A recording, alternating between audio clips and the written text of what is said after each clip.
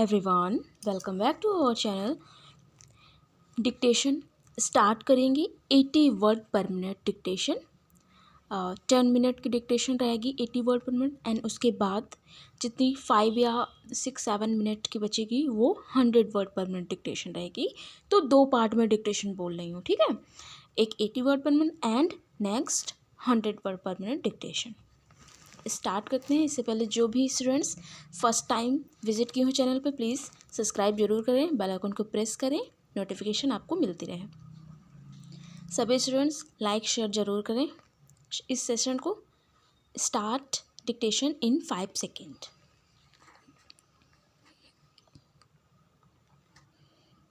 Start.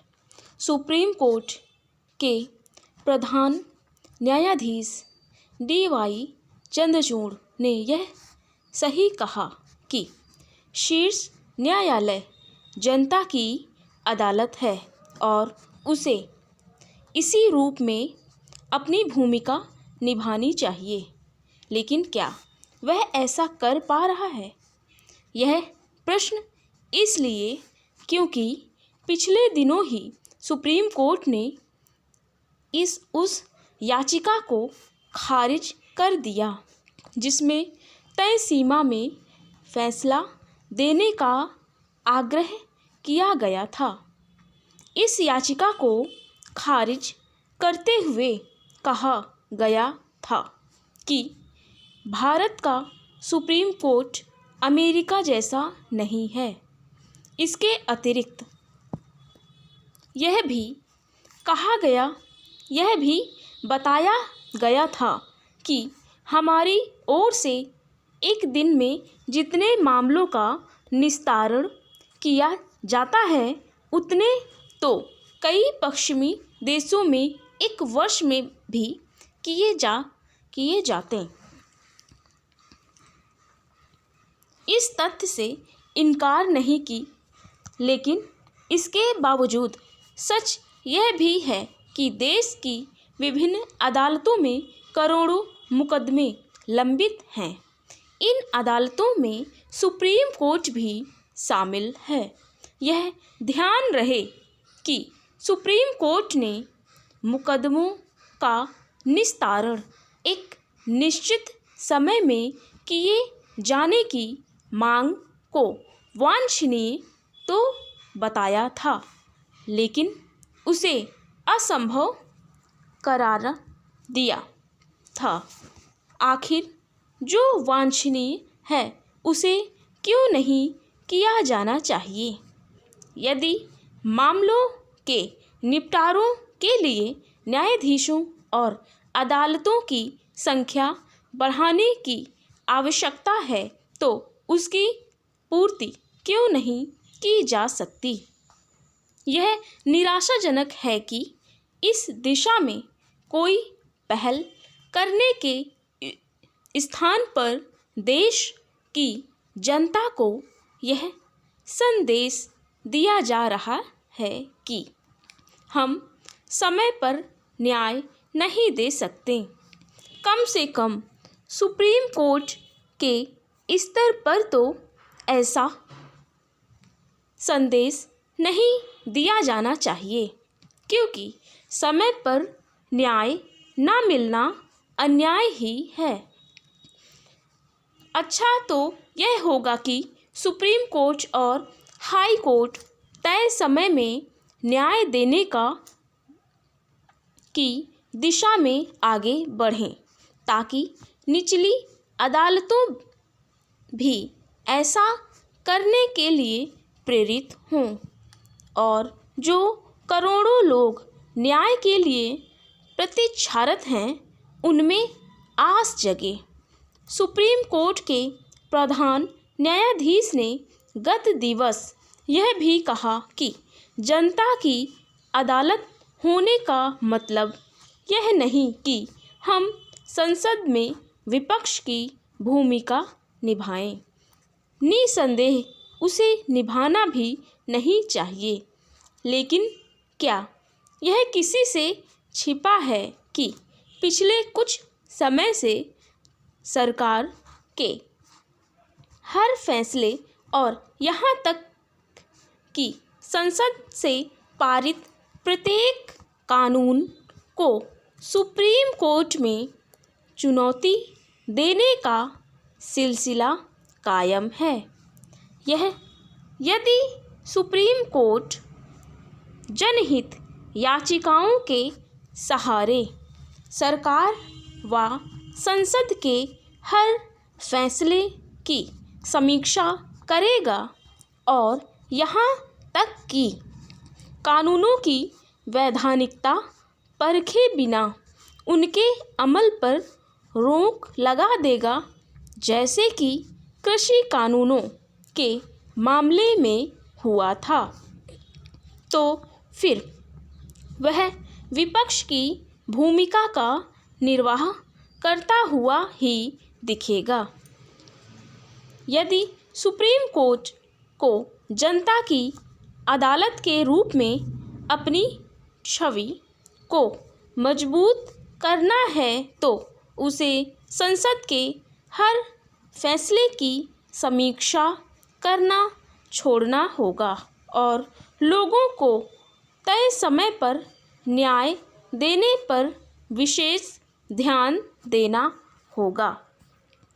Bharat सरकार ने Canada के उच्चायुक्त वापस बुलाने का फैसला कर बिल्कुल सही कदम उठाया। कनाडा सरकार की भारत विरोधी गतिविधियों जिस तरह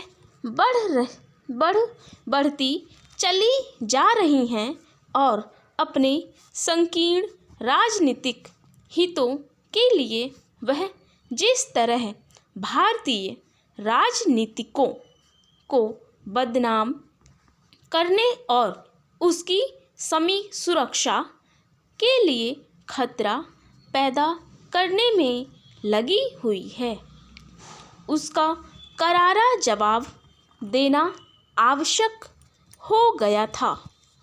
भारत को अपने उच्चायुक्त को वापस बुलाने का फैसला इसलिए करना पड़ा क्योंकि कनाडा सरकार ने खालिस्तानी आतंकी हरदीप सिंह निज्जर की हत्या में भारतीय उच्चायुक्त समेत कुछ अन्य राजनयिकों की कथित लिप्तता की जांच करने की ज़रूरत जताई थी। कनाडा सरकार ने इसके पहले भी अपने यहाँ पल रहे खालिस्तानियों को खुश करने के लिए निज्जर की हत्या के लिए भारतीय राजनयिकों को जिम्मेदार ठहराने की हास्यास्पद कोशिश की थी। तब भी भारत सरकार ने अपने कठोर रवैये का परिचय दिया था और कनाडा के लिए वीज़ा सेवा रोक दी थी। लगता है कनाडा सरकार नए सिरे से खालिस्तानियों को खुश करने में जुट गई है। इसकी अनदेखी नहीं की जा सकती कि वह निज्जर की हत्या में भारत को कटघरे में खड़ा करने की कोशिश तो कर रही है, लेकिन इसके संदर्भ में कोई प्रमाण उपलब्ध कराने से इनकार कर रही है। वह इस तथ्य से भी मुंह चुरा रही है कि निज्जर फर्जी दस्तावेज़ों के जरिए कनाडा पहुंचा था। उसकी हरकतों को देखते हुए खुद कनाडा ने उसे हवाई यात्रा करने से रोक दिया था, लेकिन फिर खालिस्तानियों के प्रभाव में आकर उसे नागरिकता प्रदान कर दी गई थी। पूर्ण विराम। तो ये रही dictation. 80 word per minute dictation है ये, ठीक। अब स्टार्ट करते हैं 100 word per minute dictation. Speed इसकी 100 वर्ड पर मिनट रहेगी। Start in 5 second.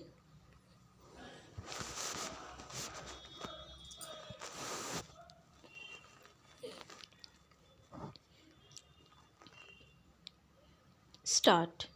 देश में विश्व स्तरीय बुनियादी ढांचा तैयार करने के लिए 3 वर्ष पहले शुरू की गई पीएम गति शक्ति योजना पर प्रधानमंत्री ने यह सही कहा कि यह एक परिवर्तनकारी पहल है और इसके जरिए भारत सभी क्षेत्रों में तेजी से विकास कर रहा है। निश्चित रूप से इस महत्वाकांक्षी योजना के बीते 3 वर्षों में उल्लेखनीय सफलता प्राप्त की गई है। 1 दर्जन से अधिक मंत्रालयों में समन्वय कायम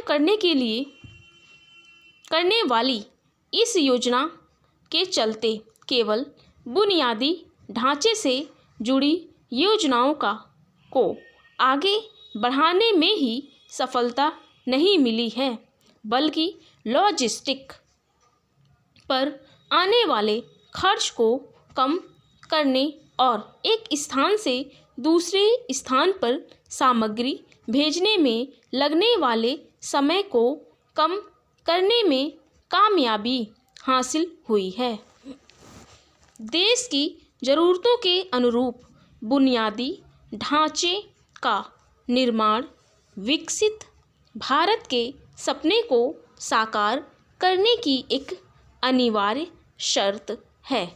इस योजना की सफलता का मूल्यांकन इससे किया जा सकता है कि श्रीलंका और बांग्लादेश ने भी अपने यहाँ बुनियादी ढांचे के विकास के लिए पीएम गति शक्ति के इस्तेमाल के लिए समझौता किया है।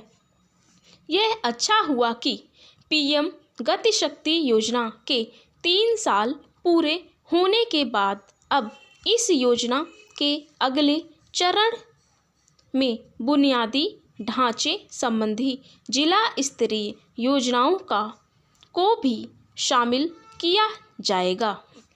ऐसा किया जाना इसलिए आवश्यक है क्योंकि अभी जिला स्तर पर विभिन्न विभागों में समन्वय की कमी दिखती है। इससे कई बार योजनाएं देरी से शुरू हो पाती हैं।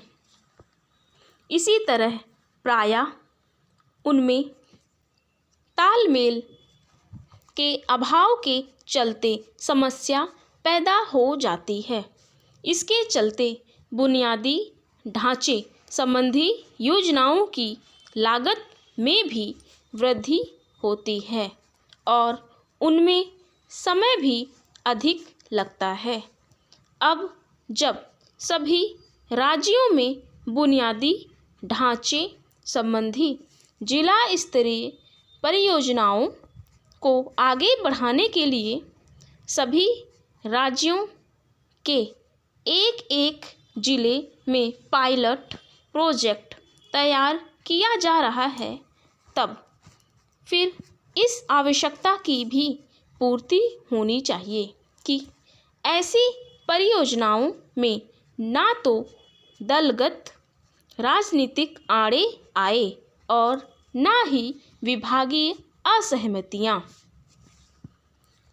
उचित यह होगा कि ऐसी कोई व्यवस्था बने जिससे बुनियादी ढांचे संबंधी प्रत्येक योजना का मूल्यांकन और उनकी समीक्षा उसी तरह से हो जैसे पीएम गति शक्ति योजना के तहत होता है।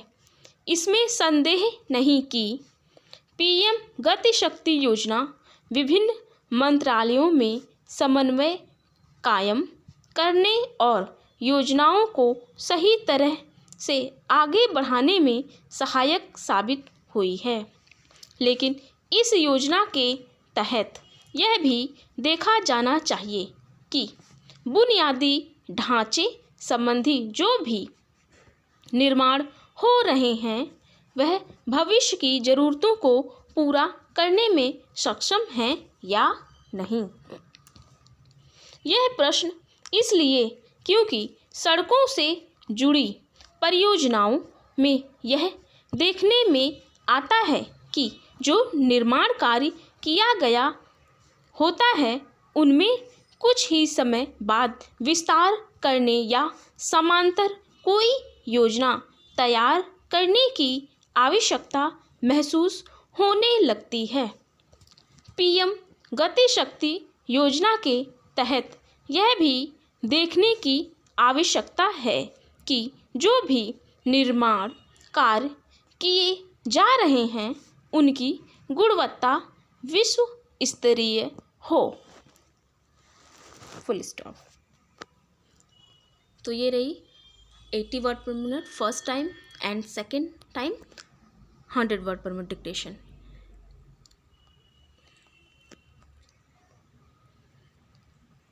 ओके, वीडियो को लाइक शेयर करें, चैनल पर फर्स्ट टाइम विजिट किए सब्सक्राइब जरूर करें। Thank you, take care.